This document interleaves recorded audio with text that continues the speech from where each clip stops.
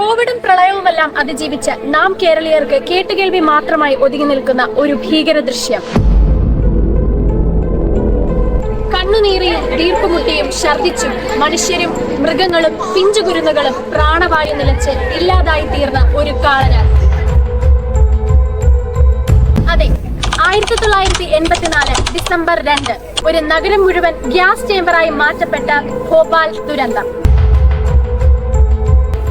ലോകം കണ്ടതിൽ വെച്ച് തന്നെ ഏറ്റവും വലിയ വ്യാവസായിക ദുരന്തമാണ് ഇത്. ഇന്ത്യൻ ചെർണോബൽ എന്നറിയപ്പെടുന്ന ഭോപ്പാൽ വിഷവാതക ദുരന്തം ഭാരതീയരായ നാം ഓരോരുത്തരും അറിഞ്ഞിരിക്കേണ്ട ഒന്നാണ്. മനുഷ്യജീവന് പുല്ലുവില കൽപ്പിക്കുന്ന ബഹുരാഷ്ട്ര കമ്പനികൾ ഉണ്ടാക്കാവുന്ന ദുരന്തങ്ങൾ പേറുവാനല്ല, അത് തടയുവാനായി മുതിരുന്നവരാവണം നാം. ഇത് കാൽവെപ്പ്. ഇന്ത്യൻ ചെർണോബൽ എന്ത്, എങ്ങനെ എന്നതിലേക്കുള്ള ഒരു യാത്ര.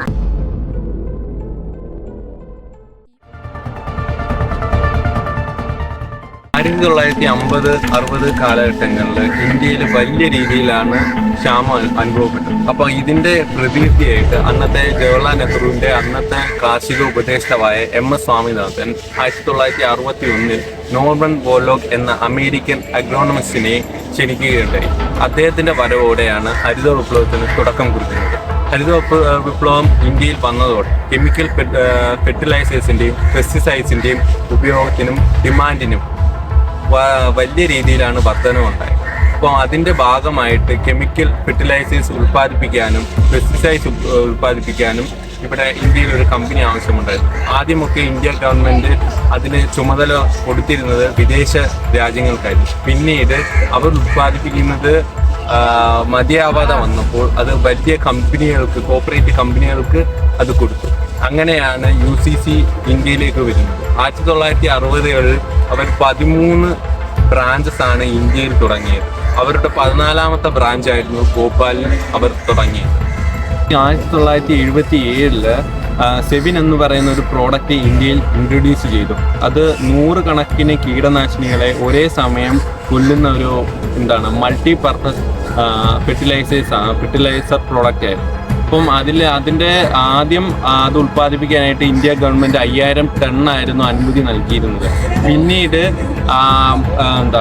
UCCയുടെ ഇന്ത്യൻ റെപ്രസെൻറ്റേറ്റീവ് ഇന്ത്യയുടെ വ്യാവസായികമായിട്ട് അത് എത്രത്തോളം വിറ്റഴിക്കും എന്നുള്ള കണക്ക് കണ്ടുപിടിച്ചത് 2000 ടൺ മാത്രം ഉൽപ്പാദിപ്പിച്ചാൽ മതി എന്നായിരുന്നു. എന്താണ് MIC? സെവിൻ ഉൽപ്പാദിപ്പിക്കുന്നതിനായി പ്രധാനമായി ആവശ്യമുള്ള ഒരു അസംസ്കൃത വസ്തുവാണ് MIC എന്ന മീഥൈൽ ഐസോസൈനേറ്റ്. സൂക്ഷിച്ച് മാത്രം കൈകാര്യം ചെയ്യേണ്ടുന്ന ഒരു രാസവസ്തുവാണ് MIC. ആദ്യകാലങ്ങളിൽ അമേരിക്കയിൽ നിന്ന് ഇറക്കുമതി ചെയ്തു വരികയായിരുന്നു. എന്നാൽ 1980കളിൽ പ്രൊഡക്ഷൻ കോസ്റ്റ് കുറയ്ക്കുന്നതിന്റെ ഭാഗമായി ഒരു MIC നിർമ്മാണ പ്ലാന്റ് സ്ഥാപിക്കുന്നു. പ്രത്യേകിച്ച് യാതൊരു നിറവുമില്ലാത്ത ഈ വസ്തു റൂം ടെമ്പറേച്ചറിൽ ദ്രാവകാവസ്ഥയിൽ വെള്ളവുമായി പ്രതിപ്രവർത്തിക്കുന്ന ഒന്നാണ്. ശ്വസിക്കുകയോ വായുവിലൂടെ ഉള്ളിലേക്ക് പ്രവേശിക്കുകയോ കൂടിയ സാന്ദ്രതയിൽ ദേഹത്ത് സ്പർശിക്കുകയോ ചെയ്യുന്നത് വളരെ അപകടകരമാണ്. 1981കളിൽ യൂണിയൻ കാർബൈഡ് കമ്പനി ഉൽപ്പാദിപ്പിക്കുന്ന സെവിൻ എന്ന് പറയുന്ന പ്രൊഡക്റ്റിന്റെ ഉൽപ്പാദനത്തിന് മൂല്യം ഇടിയാൻ തുടങ്ങി. അതിന് കാരണം മറ്റ് ഇതര കമ്പനികൾ വെറും തുച്ഛമായ വിലക്ക് തന്നെ സെവിൻ ഉൽപ്പാദിപ്പിക്കാൻ തുടങ്ങിയത് കൊണ്ട് തന്നെയാണ്. ഇക്കാരണത്താൽ തന്നെ കമ്പനികൾ കോസ്റ്റ് കട്ടിംഗ് എന്ന് പറയുന്ന മെത്തേഡ് തന്റെ കമ്പനിയിൽ ഉൾപ്പെടുത്താൻ തീരുമാനിച്ചു. ഇതിന്റെ ഭാഗമായി 1982 മുതൽ 1986 എന്ന കാലയളവിൽ ഏതാണ്ട് കമ്പനിയിൽ നിന്നും 50% തൊഴിലാളികളെ കമ്പനിയിൽ നിന്ന് പിരിച്ചുവിടുകയാണ് ചെയ്തത്. ഇതുകൊണ്ട് മാത്രം തീർന്നില്ല, കമ്പനി വീണ്ടും തന്റെ കമ്പനിയിലെ സുരക്ഷാ മുൻഗണനകൾ പൂർണ്ണമായിട്ടും അവഗണിച്ചുകൊണ്ട് തന്നെ കമ്പനി മുന്നോട്ട് പോവുകയാണ്. ഉദാഹരണമായി കമ്പനിയിലെ ഏറ്റവും പ്രധാനപ്പെട്ട പൈപ്പായ MIC പൈപ്പുകൾ, ആ MIC പൈപ്പുകൾക്ക് എന്തെങ്കിലും ചെറിയൊരു പ്രശ്നം വന്നാൽ അത് റീപ്ലേസ് ചെയ്യുന്നതിന് പകരം റിപ്പയർ മാത്രം ചെയ്തുകൊണ്ട് അപകടത്തെയാണ് കമ്പനി വിളിച്ചു വരുത്തിയത്. ഭോപ്പാൽ വർഷം 1984 ഡിസംബർ 2 മീഥൈൽ ഐസോസൈനേറ്റ് സൂക്ഷിച്ചിരുന്ന പൈപ്പിംഗ് സ്ട്രക്ചറിൽ ഒരു പൈപ്പ് ലൈൻ ബ്ലോക്ക് ആവുന്നു. ഇത് ക്ലിയർ ചെയ്യുന്നതിനായി സ്റ്റോപ്പ് ക്ലോക്ക് വാൽവ് അടച്ച് വാട്ടർ ഫ്ലഷ് ചെയ്യുന്നതിനായി ആവശ്യപ്പെടുന്നു. സ്ലിപ്പ് ലൈൻ ഇൻസ്റ്റാൾ ചെയ്യാത്തതിനാൽ തന്നെ വെള്ളം ബാക്ക് ഫ്ലഷ് ആവുകയും ഈ വാൽവിലൂടെ തിരിച്ച് മീഥൈൽ ഐസോസൈനേറ്റ് സൂക്ഷിച്ചിരുന്ന E6 ടൺ എന്ന ടാങ്കിൽ എത്തിച്ചേരുന്നു. തുടർന്നുണ്ടായ അതിതീവ്രമായ എക്സോതെർമിക് റിയാക്ഷനാണ് ഭോപ്പാൽ ഗ്യാസ് ട്രാജഡിയുടെ ആദ്യ പടി.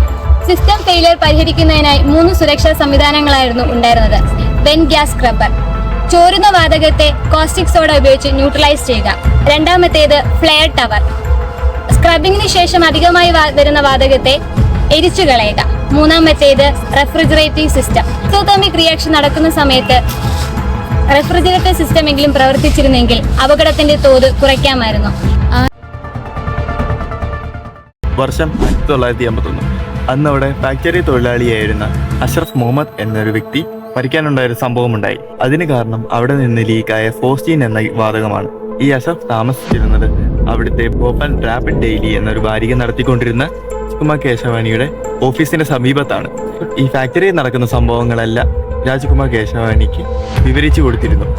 അതിനാൽ തന്നെ ഈ മരണശേഷം കേശവാനി കമ്പനിയിലെ ഇന്റേണൽ ഓഡിറ്റ് റിപ്പോർട്ട് സഹിതമുള്ള ഡേറ്റകൾ അവിടെ നിന്ന് ചോർത്തെടുക്കുകയും അദ്ദേഹം ലേഖനങ്ങളിലൂടെ പ്രചരിപ്പിക്കുകയും അദ്ദേഹത്തിന്റെ ലേഖനങ്ങളിലൂടെ ജനങ്ങളിലേക്ക് എത്തിക്കുകയും ചെയ്തു. അദ്ദേഹം അതിൽ ഈ ഫാക്ടറിയെ ഒരു പൊട്ടിത്തെറിക്കാനിരിക്കുന്ന അഗ്നിപർവ്വതമായിട്ടാണ് സൂചിപ്പിച്ചിരിക്കുന്നത്. അന്ന് ഈ ജനങ്ങളും അധികാരികളും ഈ ലേഖനത്തിനെ ഗൗരവത്തോടെ ജാഗ്രതയോടെ എഴുതിയിരുന്നെങ്കിൽ ഇന്ന് ഈ അപകടം ഉണ്ടാവില്ലായിരുന്നു.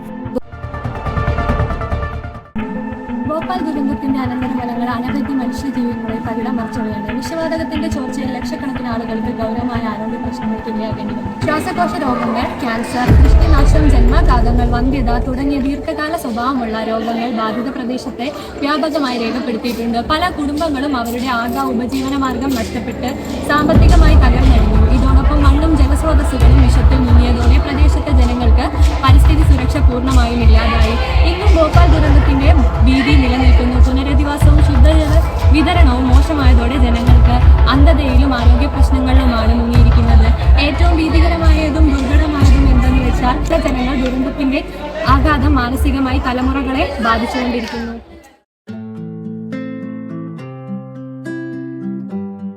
ഭോപ്പാലിലെ ജനങ്ങൾ ഇന്ന് വിലാപത്തിന്റെ ഛായകളിൽ നിന്ന് മോചനം തേടി നീതി നേടാൻ പടവുകൾ കയറിക്കൊണ്ടിരിക്കുകയാണ്.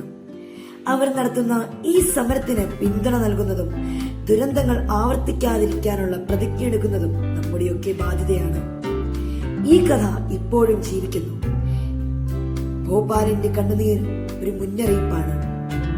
ഭോപ്പാൽ ദുരന്തം ഒരു ദുരന്തം മാത്രമല്ല, മനുഷ്യൻ തന്റെ ഉത്തരവാദിത്തം തിരിച്ചറിയാനുള്ള ഒരു ഓർമ്മപ്പെടുത്തലും കൂടിയാണ്.